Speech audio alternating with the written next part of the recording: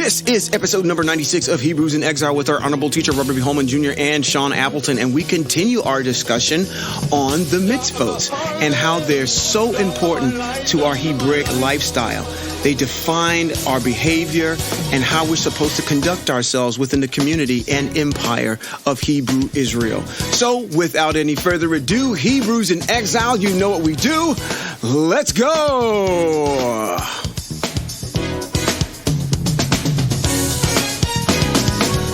You're the harvest, you're my light, you're a creation, you make everything right. This is Rabbi Robert B. Holman Jr. and Sean Appleton. And this is Hebrews in Exile. Don't laugh. We're ending. See? Don't laugh. Don't do Don't it. laugh. We are entering into a whole new phase of activity around being Hebraic. And with that being the case, we have talked about the idea or the thought of how we differentiate from the other factions of so-called claimers of being Hebrew. We are purists.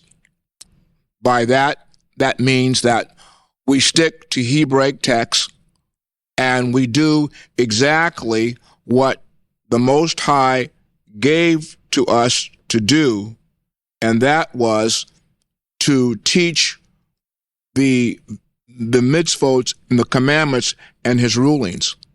So that's what we're going to do, because the issue is, if our people that are turning to become Hebrew don't know what it means to be, and we've talked about this in prior podcasts, but I want to go over it just a little bit more again before we get into it, because tonight we're going to talk about some mitzvot. Excellent.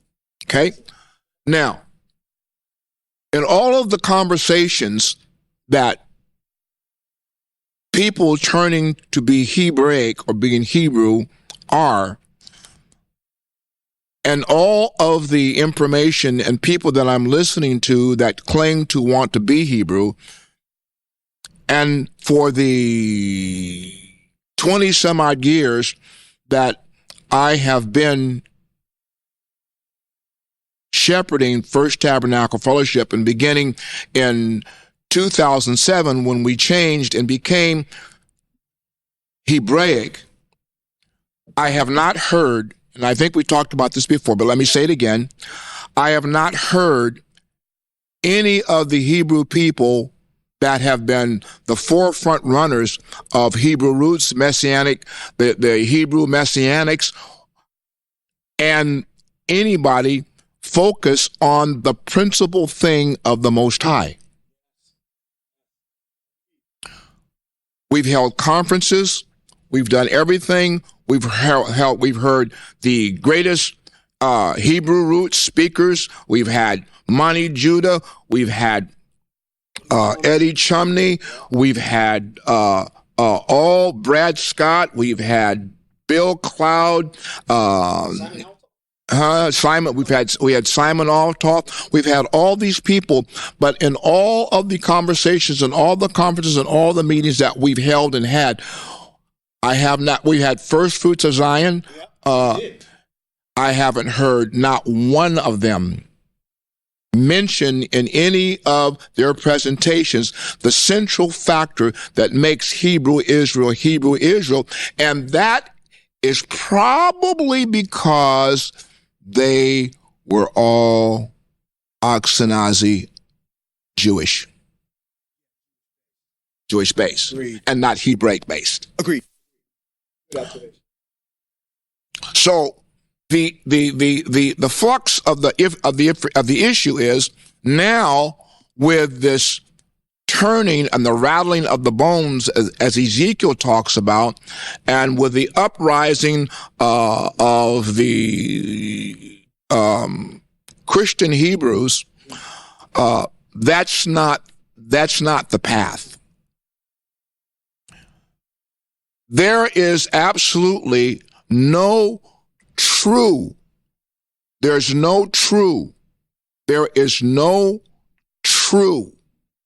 Hebrew person that acknowledges the Most High as being the Elohim of Abraham, Yitzchak, and Yaakov.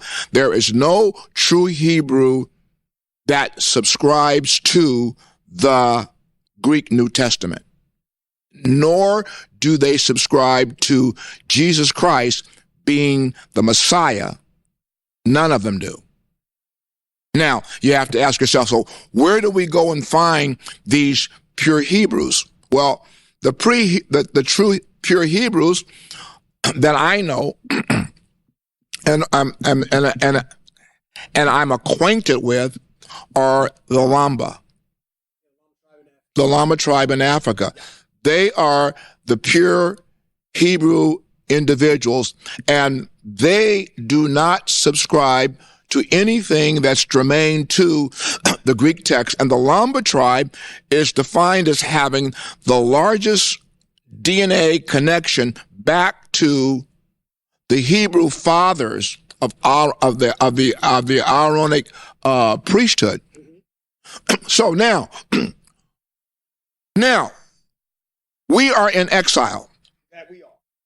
And being in exile, we are absent a temple, absent Kohanim, we're absent a king, we're absent a temple, we're absent a lot of things that are germane to this whole idea of being pure Hebrew. So with that being the case, we have to get back to defining and separating the difference between pure Hebrews, and I'm going to use this term not in a diminutive term, but in what people are so calling themselves to be Hebrews. The purple and gold people that are now have risen up on the national scene, to which a lot of people are being driven to, are not pure Hebrews. And that the reason I'm saying they're not pure Hebrews, because they subscribe to a Greek text and a Greek idea, and they subscribe to Jesus Christ being the Messiah. The pure Jews, the pure Ashkenazis, the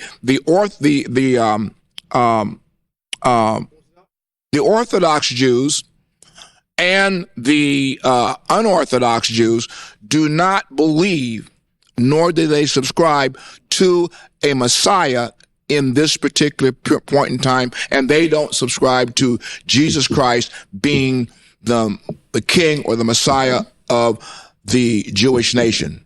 It's true. It's very true. So now we're talking about what's pure. Mm-hmm. Pure Hebrews subscribe to one text, and that one text is the scroll, the Torah, the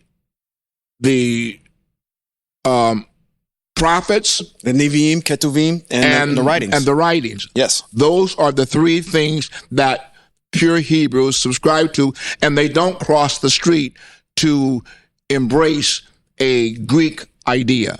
That's correct. So now, if you're going to claim to be Hebrew, you've got to be a pure Hebrew, and you've got to subscribe to the things that Abraham, Yitzchak, and Yaakov and the prophets subscribe to. Mm-hmm.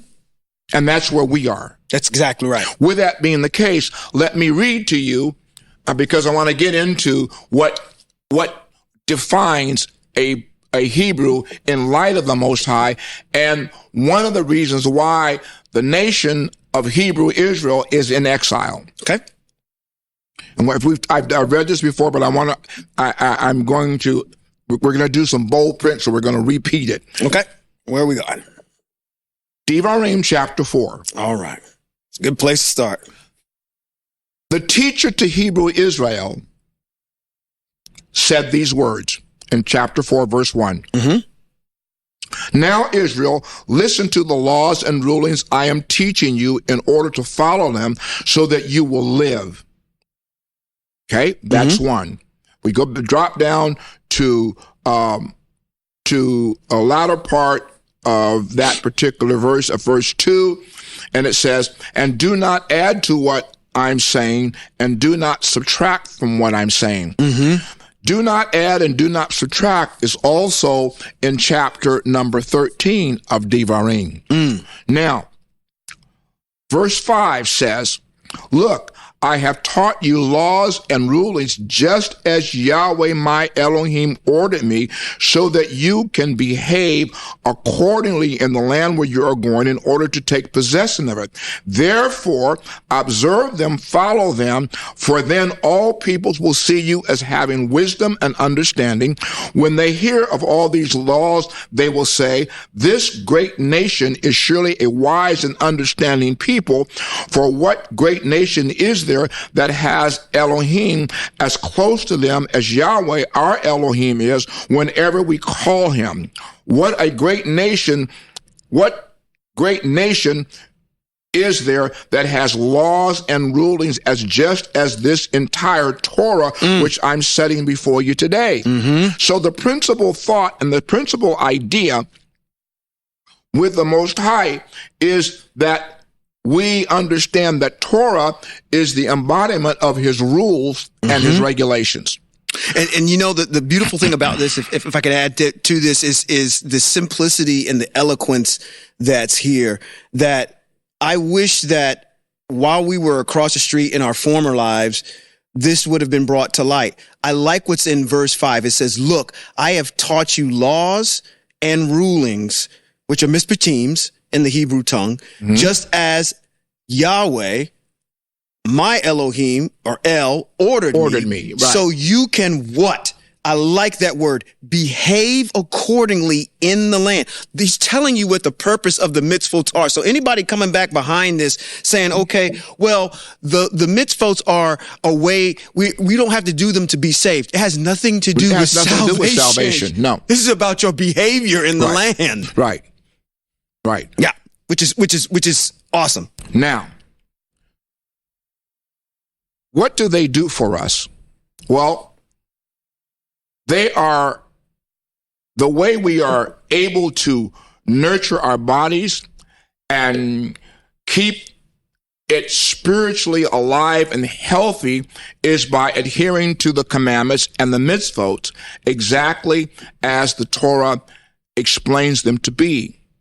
Now, I don't have time tonight to get into the supportive document, which is written in the book of Proverbs that talks about how important they are and what they do for your body. They actually talk about how adhering to the mitzvot and the ways of the Most-Hight will extend your life and make you and continue to keep you healthy. But I don't have time to deal with that tonight. We'll deal with that again later. Now, earthly existence has two components. One is beneath the sun and the other is above the sun. So in Ecclesiastes chapter 1, verse 3, it says, what does a person gain from all his labor at which he toils under the sun? Generations come, generations go, but the earth remains forever. The sun rises, the sun sets, then it speeds to its place and arises there. Now, so we understand that there are things that are going to last forever. And the things that are going to last forever are the Most-Hight's rulings and his instructions. We're going to extract out of the Torah that we're going to be talking about in these next few days, the aspects of animal sacrifice, because in exile, we don't do animal sacrifice. We don't have a temple. We don't have a priest. We don't have Kohanim and those things. So there's no animal sacrificing that we're going to talk about. Correct. We're going to talk about rules and regulations that are ethical and that are moral. Now, I'm trying to get there. In Devarim chapter 7, I got to lay some foundation. Okay. And this might be a foundational set. Okay. In Devarim chapter 7, verses 6 through 9, it says, for you are a people set apart for Yahweh, your Elohim. Yahweh, your Elohim, has chosen you out of all the peoples on the face of the earth to be his own unique treasure. Yahweh didn't set his heart on you or choose you because you numbered more than any of the people. On the contrary, you were the fewest of all peoples. Rather, it was because Yahweh loved you and because he wanted to keep the oath which he swore to your ancestors that Yahweh brought you out with a strong hand, redeemed you from a life of slavery under the hand of Toarh, king of Mitzrayim. From this you can know that Yahweh, your Elohim, is indeed Yahweh Elohim, the faithful El, who keeps his covenant and extends his grace to those who love him and observe his mitzvot to 1,000 generations. Wow. I mean, you know what you just did? You just dispelled this whole thing about this John 3:16 thing. Because literally right here, he gives you the purpose upon which Hebrew Israel has been chosen and been picked. And the honoring of the oath to our ancestor has nothing to do with what's being taught across the street about this John 3:16 piece that's over there. Exactly. So now just go back and read Deuteronomy chapter 7, verses 6 to 9, because it sets out the whole parameter that the Most-High and the reason why he has established these mitzvot, these rules and these regulations, who they for and what they are intended to accomplish. Now, with that being said, let's get into a couple of them here. And wow, this is very interesting because I'm realizing the leadership component that's here as well. Yeah. I mean, any good leader is going to tell you what our mission statement is and what our goal is. It's right there. It's right there in Deuteronomy chapter 6, verses 7 through 9. Yeah, this is the blueprint of what a good leader is going to do. So now, if you are listening to Hebrew people and they're not talking about this, they are not true Hebrew followers of the Most High. Yep. Sean, 100%. You and I, First Tabernacle Fellowship, we represent and we speak on behalf of what the Most High has said. We're sitting here at these mics and we're talking to you just like a prophet would talk to you. We're expressing not our opinion. We're expressing what did the Most High say? What did he give Hebrew Israel? How are we supposed to be living our life and what we're supposed to be doing? If the Hebraic circle that you are attending and you're listening to are not doing that, then they're not following the script that our master teacher Moshe followed with our original ancestors, the Hebrew people that came out of Mitzrayim, of which we are systemically connected to. Absolutely. Now,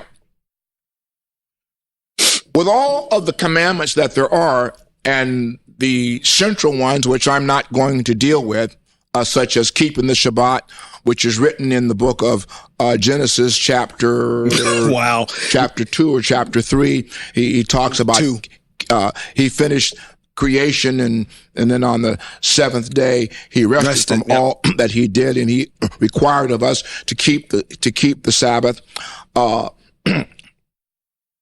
Also in Exodus chapter 31, verse 15, he talks about keeping the Sabbath. That's a known mitzvah that all Hebrews should be talking about.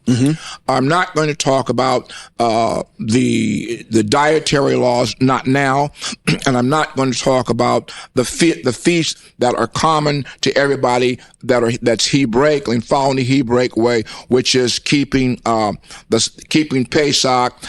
Feast of Matzah, Shavuot, Feast of Trumpets, Yom Kippur, Day of Atonement, and Sukkot. I'm not going to talk about those now because there are too many others out there. Those are the common ones that everybody knows. Right. But let's start with Bereshit Genesis chapter 17, verse 10. Right. And it's the obligation for every male to be circumcised. That's a huge one. My gosh, that's huge. Now, here is my covenant, which you are to keep between me and you. This is the Most-Hight talking. Mm-hmm. Along with your descendants after you. Every male among you is to be circumcised. Yeah. You are to be circumcised in the flesh of your foreskin. This will be the sign of the covenant between me and you. Mm-hmm. Now, when I read this particular verse here, you're going to find in other texts, he's going to talk about the blood covenant. Yes. Circumcision is the blood covenant. Mm-hmm. That's the blood covenant. That's right. That's the covenant between the Most-High and his people. Mm-hmm. Not the one that was smeared on the doorpost when they got ready to leave Mitzrayim. Mm-hmm. That blood that was smeared on the doorpost was relevant for the death angel to recognize so that he could pass by them and spare them from death.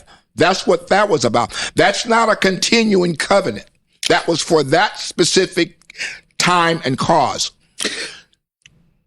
Again, and this is also a reiteration. This is when the part that you just read in Devarim chapter 7, going back to verse 8, where it says, rather, it was because Yahweh loved you and because he wanted to keep the oath which he had sworn to your ancestor. And this is what we're talking about. This is what we're talking about.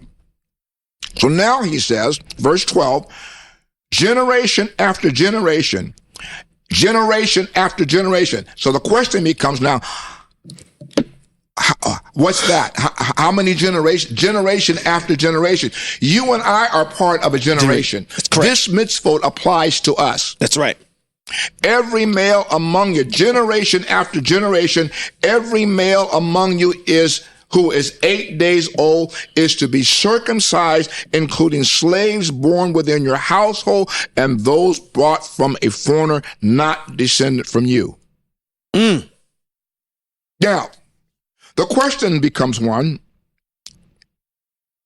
The slave, verse 13, the slave born in your house and the person brought with your money must be circumcised. Thus my covenant will be in your flesh as an everlasting covenant. My covenant will be in your flesh as an everlasting covenant. Any uncircumcised male who will not let himself be circumcised in the flesh of his foreskin, that person will be cut off from his people because he has broken my covenant. Now here's the interesting, let's talk about this for a minute. Yeah, because we got to unpack a little bit of this. Yep. How do we do this in our current climate? Okay. You have a male child that's born. That male child that's born on the 8th day of his birth, that male child needs to be circumcised in his flesh. Correct.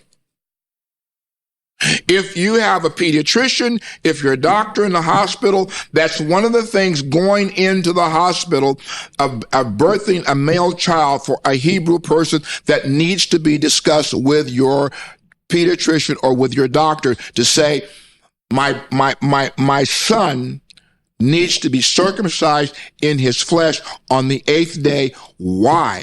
Because the Elohim that I serve, because I'm Hebrew, requires it. Correct. It's a covenant that's made between our family and the Most-High. Now, here comes the hard part. This is the hard part. Yeah.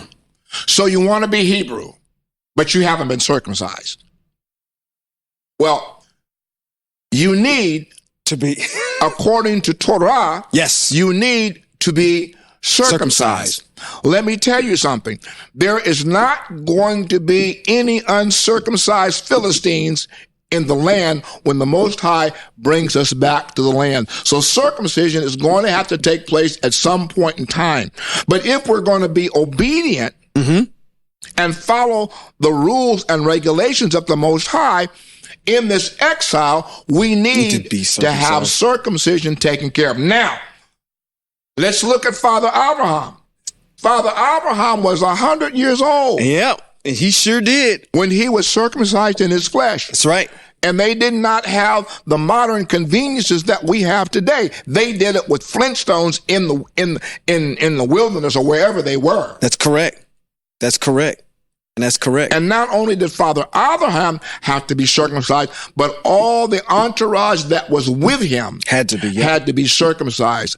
I don't care how old they were.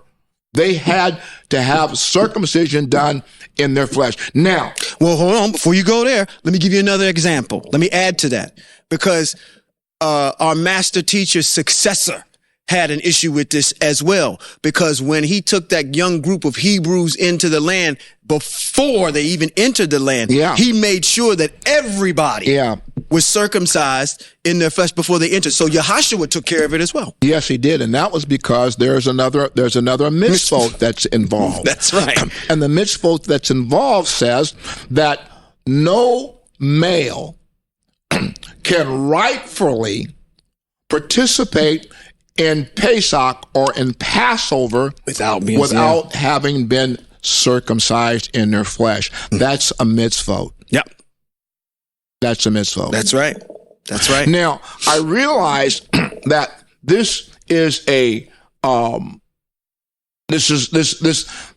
we're talking about pure Hebrews here. Yeah. We're not talking about wannabes. We're not talking about making a claim I'm a Hebrew, but not following the way of the Hebrew. Mm-hmm. This is one of the requirements that is required for every Hebrew. Now you say, well, what about being circumcised in your heart? Yeah. Well, yes, there's a mitzvot that talks about being circumcised in your heart also. Mm-hmm. So the two of them go hand in hand together. Yeah, and the thing that's beautiful about this is this circumcision. It bears the covenant between the ancestor Abraham and Yahweh that says what? That says that I am going to deliver you as long as you keep what we're getting ready to go over and you acquiesce to that lifestyle, then my oath or vow between the two of us during this contract between the two of us is that I'm going to deliver these people into the land and you'll be prosperous in the land. I'm going to do that. And he reiterates that again on what we just read earlier in Devarim chapter 7, somewhere in the earlier parts of that particular chapter. Yeah. So I take great issue with this because in finding out how we're connected to the land is something physical that I carry in my flesh every single day. To understand that I carry the contract between the Most-Hight, and Father Abraham. So I take issue with people talking about we're going to inherit Abraham's blessings, but then also teaching this false teaching about how you don't need to be circumcised. You don't get to have Abraham's blessings unless you obviously have joined in with Hebrew Israel. Yeah, yes, exactly. and had the circumcision. Yes. So you can't separate the two. Now, with that being said, you'll probably come and say, well, I heard Moshe say, well, yes, when they talked about circumcision, and I would that you would be circumcised in your heart also. Mm-hmm. But that's in addition to being circumcised in our flesh. Because circumcision, what does it do?